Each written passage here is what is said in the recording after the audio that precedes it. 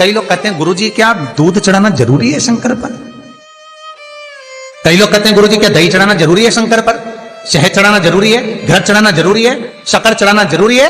शिव महापुराण की कथा कहती है 5 चीजें शंकर भगवान पर चढ़ती है। दूध अर्थात घर में लक्ष्मी की वृद्धि करता है, इसलिए चढ़ाया जाता है। दही शंकर भगवान पर इसलिए चढ़ाते हैं क्योंकि यह परिवार को जोड़ता है। जिसके परिवार में क्लेश ज्यादा होता है, जिसके परिवार में आपस में तकरार ज्यादा होता है, उसको दही जोड़ता है। शहद घर में चिड़चिड़ प्रवृत्ति को समाप्त करता है। घी रोग को समाप्त करता है। शक्कर मिष्ठान घर में यदि श्री शिवाय नमस्तोभ्यम। आप पंचामृत से अभिषेक करेंगे तो आपके सभी कष्ट दूर होंगे। श्री शिवाय नमस्तोभ्यम। लक्ष्मी आकर जा रही हो तो मिष्ठान समर्पित किया जाता है, इसलिए पंचामृत स्नान का भाव शिव महापुराण कहते हैं। पंचामृत स्नान भगवान इसलिए 5 चीजें शंकर को समर्पित हैं। दूध, दही, घृत, शहद, शक्कर अर्थात मिष्ठान। शक्कर से मूलतः यहां शिव महापुराण में शक्कर नहीं लिखी है, मिष्ठान। अब लोग शक्कर पीस कर अभिषेक करते हैं, परंतु मिष्ठान अर्थात गाय के दूध से निर्मित कोई मिठाई और उस मिठाई से भगवान शंकर का अभिषेक। अब लोग भले शक्कर रखने लगे शंकर जी के अभिषेक में, पर यहां शक्कर नहीं लिखा है, यहां मिष्ठान।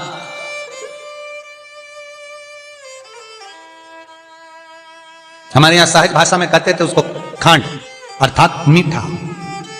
शिव महापुराण की कथा कहती है दर्पण इतना बड़ा ले लो। बंदर वाला अगर दर्पण वाली नहीं तो इतना बड़ा दर्पण लो, हनुमान जी के मंदिर में जाकर, क्योंकि हनुमान शंकर का ही अवतार है। हनुमान जी के मंदिर में जाकर हनुमान जी के उल्टे पांव का थोड़ा सा सिंदूर, चरण का थोड़ा सा सिंदूर एक कागज में लेकर आ जाइए। और हनुमान जी के छोटे भाई, हनुमान जी 6 भाई हैं, उसमें गतिमान, हनुमान जी के छोटे भाई गतिमान का नाम लो और गतिमान का नाम लेकर उस दर्पण पर सिंदूर से त्रिशूल बना दो। सिंदूर से त्रिशूल बनाकर उस दर्पण को घर के बाहर, दर्पण का मुख बाहर की ओर, ऐसे बाहर की ओर मुख कर कर दर्पण को घर के बाहर या दरवाजे पर, बिल्डिंग पर, ऊपर जाली में, फ्रंट में कहीं पर भी उसको लगा दीजिए। महाराज केवल शंकर का स्मरण कर कर, गतिमान का नाम लेकर, हनुमान के उल्टे पांव का सिंदूर का त्रिशूल बनाकर जो दर्पण को लगा देता है, आपको 1 महीने के अंदर अंतर मालूम पड़ जाएगा कि पिछले जो महीने निकले हैं उस महीने का अंदाजा लगाना कि घर में लोग कितने बीमार पड़ते थे और इस दर्पण को लगाने के बाद बीमारी कम हुई कि नहीं हो कम तो ठंडा कर देना, क्या जा रहा है, पर करके जरूर देखना। विश्वास रखकर करोगे, भगवान शिव का अनुमोदन कर कर, भगवान शंकर पर विश्वास रखकर करोगे तो बीमारी घेर नहीं सकती। अकाल मृत्यु हो मरे जो काम करे चंडाल का, काल उसका क्या बिगाड़े जो भक्त हो महाकाल का। शंकर की आराधना करने वाला, शिव का स्मरण करने वाला, शिव को निवेदन करने वाला, शिव अर्चना में डूबने वाला, शिव का अनुमोदन करने वाला कभी दुखी नहीं हो सकता।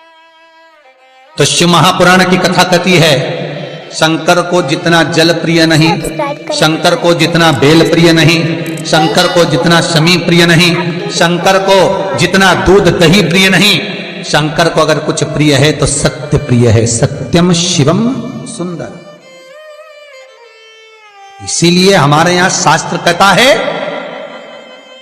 ब्रह्मा जी केतकी के फूल को लेकर आए, उसने झूठ बोला। ब्रह्मा जी गाय को लेकर आए, शंकर भगवान के सम्मुख में झूठ बोला। ब्रह्मा स्वयं झूठ बोले तो सिर कटा, कर्मनाशा नदी प्रकट हुई। और शिव महापुराण की कथा कहती है शंकर को सत्य प्रिय है, अगर झूठ बोला है। इसीलिए शिव महापुराण का स्पष्टीकरण किया जाए, वर्णन किया जाए तो पहले के समय में अदालत नहीं होती थी, पहले के समय में पंचायत नहीं हो सकती थी, पहले के समय में कोई सभाएं नहीं होती थी, पहले के समय में कोई निर्णायक मंडल नहीं होता था, पहले के समय में केवल एक निर्णय होता था। गांव के लोग ले जाकर शंकर के मंदिर में खड़ा कर देते थे और कहते थे उठा गंगा जली, और कहते तूने ऐसा नहीं किया। गंगा जली उठाकर कह दे कि तूने ऐसा नहीं करा। क्यों गंगा जली उड़वाते थे? क्योंकि लोगों ने शिव महापुराण सुन रखी थी। शिव महापुराण में श्री वेद व्यास जी वर्णन करते हैं कि शंकर के मंदिर में, शंकर के ओतले पर, शंकर के मंदिर के अंदर, शिव की चौखट पर, शंकर के अनुमोदन में, शिव महापुराण के अंतर्गत शंकर के अनुमोदन में, शिव मंदिर में, शिव चौखट पर अगर कोई भूल से भी झूठ बोल देता है तो उसकी जिंदगी नरक जैसी निकलती है महाराज। इसलिए कहते तो उठा गंगा जली और कह दे तूने ऐसा नहीं, उठा बोल दे। आपके भी जीवन में अगर किसी को कष्ट है, फिर निवेदन करूंगा, मंदिर में अगरबत्ती भले मत लगाओ, मंदिर में दीप भले मत जलाओ, मंदिर में पेड़ा भले मत चढ़ाओ। अगर आपके मोहल्ले में, आपके पड़ोस में, आपके परिवार में, आपके नजदीक में अगर कोई दुखी है, कष्ट में है, उसको यदि प्रेम की वाणी भी बोल ली है, एक रोटी भी प्रेम की खिला दी, किसी के चेहरे पर इस्माइल ला दी, तो मंदिर में दिया जलाने के बराबर है साहब। मंदिर में दीप जलाने के लिए बेलपत्र भगवान माता पार्वती के अश्रु से है, रुद्राक्ष भगवान शंकर के अश्रु से है, शमी पत्र उमा और महेश्वर भगवान शंकर के विग्रह के सुख से जो जल प्रकट हुआ है, उस जल से शमी की उत्पत्ति है महाराज। दोनों के मिलन से, दोनों के मिलन से। जैसे एक मुखी से लेकर 14 मुखी तक रुद्राक्ष होते हैं, आपको पहले भी कथा में कहा, एक मुखी से लेकर 14 मुखी तक रुद्राक्ष होते हैं। सभी रुद्राक्ष का अपना अपना एक मंत्र होता है, अपनी अपनी एक साधना होती है जिसके अनुसार रुद्राक्ष काम करता है। एक मुखी रुद्राक्ष लक्ष्मी की वृद्धि के लिए होता है। कभी मौका मिले तो एक मुखी रुद्राक्ष का दर्शन करना। पर एक मुखी रुद्राक्ष जितना छोटे से छोटा होता है, जितना छोटे से छोटा होता है, उतना सुख दे। एक मुखी रुद्राक्ष लक्ष्मी की वृद्धि के लिए होता है, कार्य सिद्धि के लिए होता है। कोई भिखारी से भिखारी, गरीबड़े से गरीबड़ा भी अगर धारण कर ले, उसके घर में एक मुखी रुद्राक्ष अगर प्रवेश कर जाए तो सुख का अनुभव करा देता है, संपदा का अनुभव कराता है, सरस्वती का भाव प्रकट करता है, वैभव का भाव देता है। एक मुखी रुद्राक्ष का मंत्र है ओम ह्रीं नमः, ओम ह्रीं नमः। ये लक्ष्मी के लिए होता है। दो मुखी रुद्राक्ष बांधा को हरता है।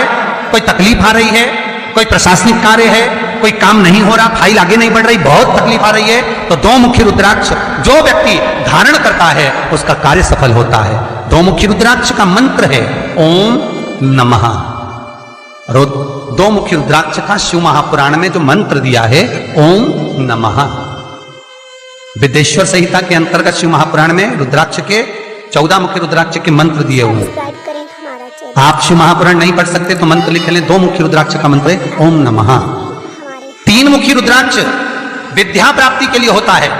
कैसा भी अनपढ़ से अनपढ़ व्यक्ति हो, जिसको विद्या में रुचि ना हो, पढ़ ही नहीं पा रहा हो, चित्त वृत्ति ही ना लग रही हो, मन ही ना लग रहा हो, परसेंट कम से कम होते जा रहे हो, तीन मुखी रुद्राक्ष उस बच्चे के गले में लाल धागे में डाल दीजिए। नहीं डाल सकते तो बच्चे के कमरे में जहां वो पढ़ता है, विद्याध्ययन करता है, उसके कमरे में लगा दीजिए। तीन मुखी रुद्राक्ष का मंत्र है ओम क्लीं नमः, ओम क्लीं नमः। ये तीन मुखी रुद्राक्ष का मंत्र है। इन मंत्र को कैसे सिद्ध करना है वो आपको 14 मुखी के रुद्राक्ष के पूर्ण होने पर वर्णन करते हैं। तीन मुखी रुद्राक्ष का वर्णन है ओम क्लीं नमः। चार मुखी रुद्राक्ष खोई हुई वस्तु को प्रदान कर देता है महाराज। यदि कोई वस्तु आपकी खो गई है, कोई सामान आपका रखा गया नहीं मिल रहा, चार मुखी रुद्राक्ष को एक चावल की कटोरी में, अक्षत की कटोरी में घर के केंद्र बिंदु में रख दीजिए महाराज। चार मुखी रुद्राक्ष 2 रात्रि तक रखा रहेगा। तीसरी रात्रि को खोई हुई वस्तु आपके घर में कहीं पर भी प्राप्त हो जाएगी, पर होगी, मालूम पड़ जाएगा कि वस्तु यहां है। चार मुखी रुद्राक्ष का मंत्र है ओम ह्रीं नमः, ओम ह्रीं नमः। फिर वर्णन आया 5 मुखी रुद्राक्ष। ये कार्य में सिद्धि देता है। व्यापार नहीं चल रहा हो, कोई नई दुकान खोली हो, नई फैक्ट्री खोली हो, नया कोई कार्य करने जा रहे हो, नहीं हो रहा है, पैसा लग रहा है पर आवक नहीं हो रही है, तो 5 मुखी रुद्राक्ष फल प्रदान करता है। इसका मंत्र है ओम ह्रीं नमः, ओम ह्रीं नमः। 6 मुखी रुद्राक्ष अटके हुए काम को सफल बनाता है। जिसका विवाह नहीं हो रहा हो, शादी नहीं हो रही हो, रिश्ते बहुत आ रहे हो, संबंध नहीं हो रहा हो, तो 6 मुखी रुद्राक्ष स्त्री हो चाहे पुरुष हो, उसके गले में लाल धागे में डाल दिया जाए। 6 मुखी रुद्राक्ष का मंत्र है ओम ह्रीं हूं नमः, ओम ह्रीं हूं नमः। ये 6 मुख्य रुद्राक्ष का मंत्र है।